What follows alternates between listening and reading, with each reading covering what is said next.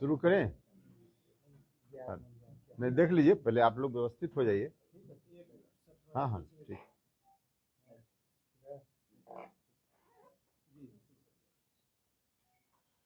शुरू करते हैं फिर। चलिए, तो आप सभी का स्वागत है। पहले एक विशेष अभियान हमारी पार्टी ने शुरू किया है। अभी कुछ दिन पहले बिहार के वाल्मीकि नगर में 3 दिनों का शिविर हुआ था हमारी पार्टी का, और उसी शिविर में कुछ निर्णय लिए गए, और उसी निर्णय में शामिल था कि बिहार में हम कुछ चुनी हुई जगहों पर बड़ी रैली करेंगे, और उस रैली में एक विशेष एजेंडा के माध्यम से लोगों को कुछ चीज़ें अवगत कराने का काम करेंगे, और वह है परिसीमन का विषय। परिसीमन का मतलब कि लोकसभा क्षेत्रों की संख्या, विधानसभा क्षेत्रों की संख्या विभिन्न राज्यों में, इसका निर्धारण। और इस काम के लिए हमारे देश के संविधान में व्यवस्था की गई प्रारंभ में कि हर 10 साल पर जनगणना होगी, और जनगणना के उपरांत जितनी आबादी उस वक्त की होगी उसके अनुरूप लोकसभा क्षेत्रों की संख्या भी बढ़ेगी, राज्यवार विधानसभा क्षेत्रों की संख्या भी बढ़ेगी। संविधान की इस व्यवस्था के अनुसार सबसे पहली बार 1951 में आज़ादी के बाद की जनगणना के आधार पर परिसीमन हुआ, 61 की जनगणना के आधार पर परिसीमन हुआ, 71 की जनगणना के आधार पर परिसीमन हुआ। 51 में लोकसभा सीट 494 उस समय परिसीमन के बाद तय किया गया।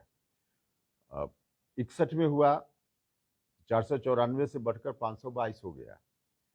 71 में हुआ तो यह संख्या बढ़कर 543 हो गई।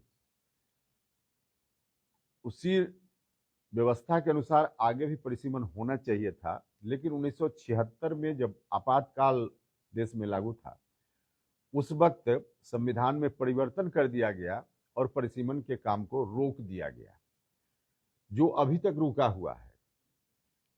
और रुकने से नुकसान बिहार का और बिहार के अगल बगल के कुछ राज्यों का भी बहुत ही हो रहा है। अगर पुरानी व्यवस्था के हिसाब से 2011 की जनसंख्या, जो लेटेस्ट जनसंख्या जनगणना हमारे यहाँ की है, उसके आधार पर परिसीमन हुआ रहता, तो अभी 40 लोकसभा क्षेत्रों की संख्या है, इसकी जगह कम से कम 60 हो सकती थी। विधानसभा क्षेत्र की संख्या भी उसके अनुरूप बढ़ती, लेकिन नहीं हुआ, रोक दिया गया। अगर संख्या हमारी बढ़ती तो हमारा रिप्रेजेंटेशन बिहार का लोकसभा, राज्यसभा सब जगह बढ़ता। और जो रिजर्व कैटेगरी के लोग हैं, SC ST के लिए भी रिजर्वेशन है, उनकी संख्या भी लोकसभा में बढ़ती बिहार या अगल बगल के राज्यों से। अब महिलाओं के लिए आरक्षण की बात हो रही है। महिलाओं के लिए सीटों का जो निर्धारण होगा, संख्या बढ़ेगी तो महिलाओं के लिए भी जो आरक्षित सीटें होंगी उनकी संख्या भी बढ़ेगी। 50 साल से रुका हुआ है, संख्या नहीं बढ़ रही है, तो इसका बहुत ही बड़ा नुकसान हम बिहार के लोगों का हो रहा है। अभी तक जो संविधान की व्यवस्था है उसके हिसाब से 2026 में रोक की सीमा समाप्त हो रही है। 2026 में अगर वर्तमान संविधान की रोक समाप्त हो गई, जो आज के अनुसार यही होना चाहिए, तो हमारी संख्या बढ़ेगी लोकसभा में, विधानसभा में, बिहार और बिहार के अगल बगल राज्यों की। लेकिन एक कोशिश फिर से शुरू हो गई है कि 2026 में भी परिसीमन का काम न हो और संविधान की जो व्यवस्था है उस व्यवस्था में रोक की सीमा को और आगे बढ़ा दी जाए। मुख्य रूप से जो साउथ के, दक्षिण के राज्य के कुछ नेता हैं, उन लोगों ने मिलकर एक फ्रंट बना लिया है, और उस फ्रंट के माध्यम से लोकसभा, राज्यसभा में भी अभी जो सत्र चला था, रोज परिसीमन आगे न हो, इस बात को लेकर लोग अभियान चला रहे हैं। एक तरफ परिसीमन नहीं हो इस बात के लिए अभियान चल रहा है देश में, और दूसरी ओर परिसीमन हो इससे फायदा हमारा होगा, इस बात को लेकर कोई आवाज कहीं से नहीं उठ रही थी। इसलिए हमारी पार्टी ने तय किया कि एक तरफा लोगों के बीच जो बात जा रही है यह बात नहीं जाए, क्योंकि इससे हमारा नुकसान है, बिहार की हकमारी है। तो इसी हकमारी के खिलाफ हमने अपनी पार्टी में फैसला लिया कि परिसीमन का काम आगे हो, इस बात का अभियान हम चलाएं। और इसी अभियान को ध्यान में रखते हुए सबसे पहले हमारे ध्यान में यह बात आई कि आम लोगों को इस बात की जानकारी ही ठीक से नहीं है कि परिसीमन के हक से हम वंचित हैं, हमारा नुकसान हो रहा है। तो पहले लोगों को बताया जाए, लोगों को इस बात की जानकारी दी जाए, और इसी मकसद से रैली का आयोजन करने का हमने फैसला लिया। और 2 रैली हमारी हो चुकी है, एक शाहबाद के इलाके में, एक मुजफ्फरपुर में, और तीसरी रैली 29 जून को गया में गांधी मैदान में हमने रखी है। इस रैली का नाम है संवैधानिक अधिकार परिसीमन सुधार। तो इस रैली के माध्यम से हम लोगों को अवगत कराएंगे कि बिहार का हक कैसे मारा जा रहा है, ताकि लोग अवेयर हों, और एक तरफा जो लोग विरोध में देश में हैं कि परिसीमन न हो, उनकी आवाज़ को भी हम काउंटर कर पाएँ। और भारत की सरकार से हम उम्मीद करते हैं कि भारत की सरकार संविधान की व्यवस्था जो 25 साल से बंद है उसको फिर से लागू करेगी, और परिसीमन का काम होगा। बिहार के साथ जो हो रहा है अन्याय, इस अन्याय को हम रोक पाएंगे। हम आग्रह करते हैं गया और मगध के सभी जिला और अगल बगल के भी जो जिला के लोग हैं, सब लोगों से कि सब लोग 29 जून की रैली में आएँ गया, और हम समर्थन दें, इस मुद्दा को ताकत दें, ताकि बिहार की हकमारी को रोकने में हमको कामयाबी मिल सके। मुख्य रूप से यही बात थी। आप लोग कोई सवाल पूछिएगा तो जवाब।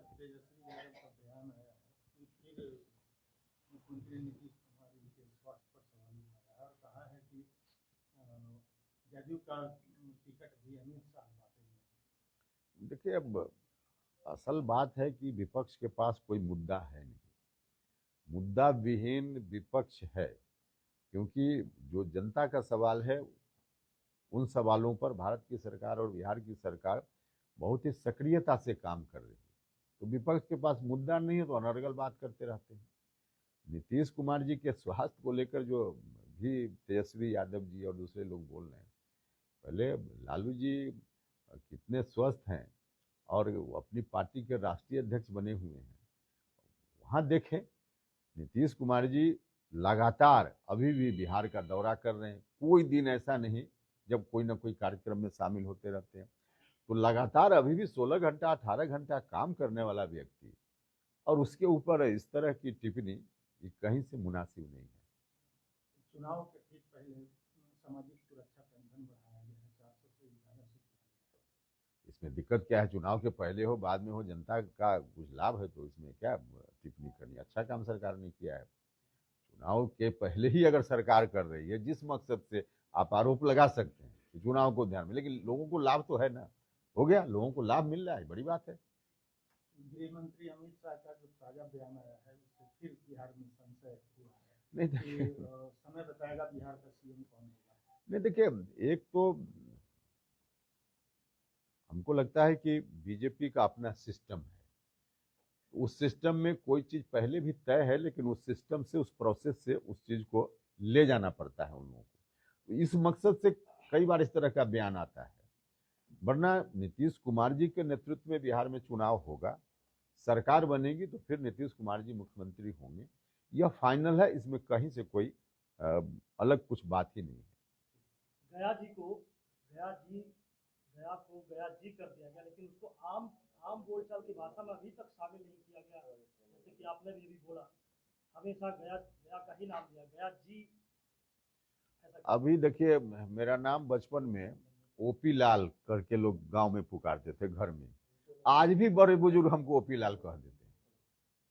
तो जुबान पर तो धीरे धीरे तो शब्द आएगा, इसलिए ये कोई बात नहीं है। ये सरकारी आदेश से जुबान थोड़े बदल जाएगी लोगों की, ये धीरे धीरे आएगा। आप लोग शुरुआत कर सकते हैं। वो ठीक है, लेकिन इसमें कोई अगर पुराना नाम भी बोल देता है तो कोई ऑब्जेक्शनेबल नहीं है। ये धीरे धीरे चीजें होंगी।